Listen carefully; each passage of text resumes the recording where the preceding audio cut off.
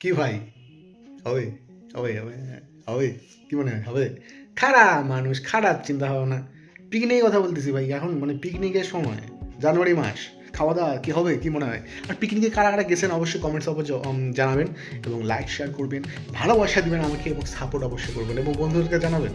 তো পশ্চিমবঙ্গের মধ্যে একজনই আছে যে সুপার রিভিউ করে, কে সে? দ্য কিং অফ টম রয়, দ্য কুইন অফ বলিউডের রানী মুখার্জির একটা নতুন সিনেমা আসতে চলছে বন্ধুরা, খবর দিয়ে দিই, যার নাম হলো মর্দানি 3। আর সেখানেই রানী মুখার্জি, আমাদের প্রিয় Rani Mukherji, the queen of Bollywood, সে অ্যাকশন জ্যাকশন করবে, ফাটাফাটি অ্যাকশন থাকবে, এবং স্টোরির মধ্যে নতুনত্ব আছে আছে হিউম্যান ট্রাফিক নিয়ে একটা গল্প চলতেছে, ঠিক আছে, মর্দানি 3, যেখানে ওই রানী মুখার্জি কিছু কিছু বাচ্চাদের যে ছিনতাইকারীরা তুলে নিয়ে যাচ্ছে, তাদেরকে পিটাবে, পিটায় সালবাকলা তুলে দিবে, তুই আমার বাচ্চাগুলোকে নিয়ে গেলি কেন, এই নিয়ে গল্প চলবে মর্দানি 3।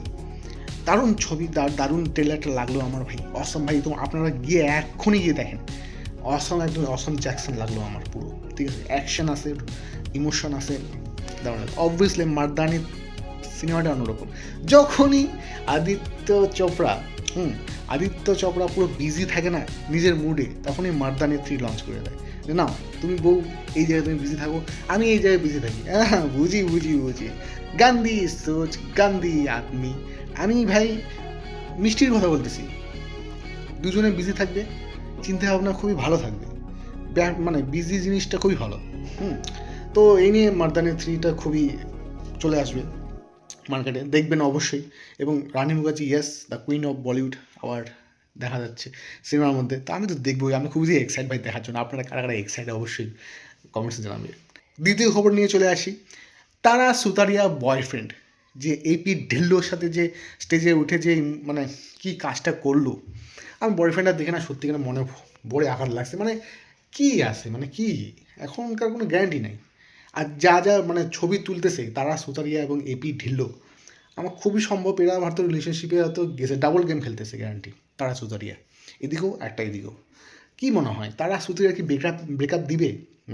এপি ঢিল্লোর সাথে কি তারা সুতারিয়া কি কোনো একটা মানে মাখো মাখো রিলেশনশিপে যাওয়ার কি কিছু আছে? কোনো গ্যারান্টি নেই, আজকাল কোনো প্রেমের কোনো গ্যারান্টি নেই ভাই, আজকাল কোনো কিছু গ্যারান্টি নেই, প্রেম ভালোবাসার কোনো গ্যারান্টি নেই, ঠিক আছে, কী মনে হয়?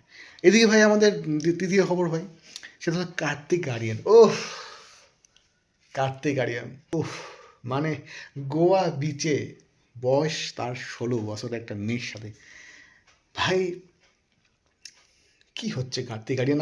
আপনি তো পুরো লেভেল আপ করে দিলেন, পুরো লেভেল আপ করে দিলেন আপনি।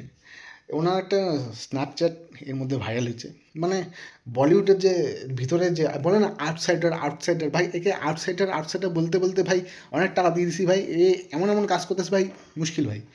16 বছরের মেয়ের সাথে বিচে গিয়ে ছবি তুলতেছে, মানে এমন এমন ধরনের, মানে খুবই মুশকিল ভাই, এটা কীভাবে হয়, কীভাবে বুঝি না আমি। কার্তিক আরিয়ান এত মানে বিশ্বাস করছিলাম যে হ্যাঁ, সুশান্ত সিংয়ের পর হয়তো এই হয়তো সে আমাদের মান ইজ্জত রক্ষা করবে, কিন্তু না, সুশান্ত সিং ভাই একদমই আলাদা ভাই, এসএসআর একদমই আলাদা, জাস্টিস ফর সুশান্ত সিং।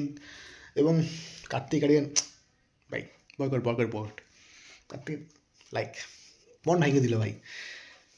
বলিউড ভাই অন্যরকমই জিনিস ভাই, এখানকার গল্প অন্যরকম, এখানকার মাহল অন্যরকম, ঠিক আছে, এটা মানে এই যাত্রাপালা না ভাই, এটা সিনেমার বদলে কিন্তু এটা পলিটিক্স অন্যরকম ভাই। সিনেমাটা নর্মালি দেখি পর্দার মাঝখানে, কিন্তু এর পিছনে কিন্তু গল্প, প্রচুর সিনেমা চলতে থাকে বলিউডে, সিনেমার বাইরের গল্প সিনেমা, আসল সিনেমা হলো বাস্তব লাইফের ওদের লাইফটা, ঠিক আছে, আমরা তো জাস্ট দেখি সামনেরটা, কিন্তু পিছনে প্রচুর গল্প থাকে। তো এনিওয়েজ, এইটা ছিল আমার 3টা নিউজ, যদি ভালো লাগে অবশ্যই অল্প সাপোর্ট করবেন, ভালোবাসা দেবেন এবং রেসপেক্ট করবেন ভাই। এবং পিকনিকে কারা কারা গেলেন, পিকনিক কারা কারা গেলেন অবশ্যই জানাবেন কমেন্টসে, এবং ভালোবাসা দেবেন, ইয়াও।